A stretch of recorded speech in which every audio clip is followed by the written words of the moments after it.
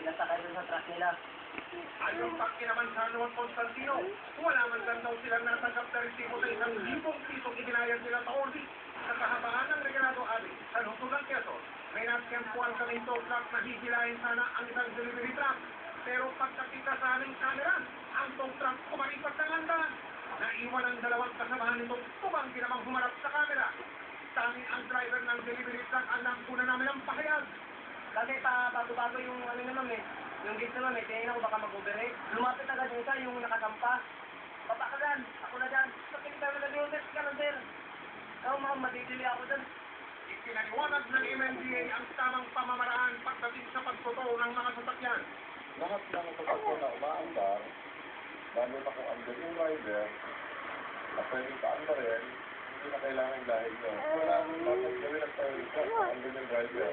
Dapat sabihan lang na umalis siya doon dahil bawal doon.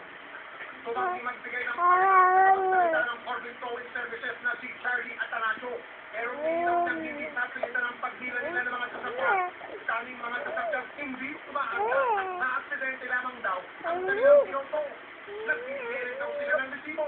Sa listahan ng mga lisensyadong pribadong mga towing company ng MMDA para sa taong 2009, natuklasan namin hindi na kabilang ang Orbit Towing Services dahil sa mga reklamo laban sa kanila at dahil patuloy pa rin ang kanilang operasyon.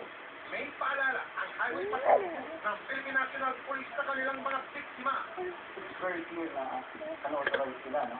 Sinasabi pa ang kalorong na, that is equivalent to, parang tantamount to forcibly taken motor vehicle, kidnapping.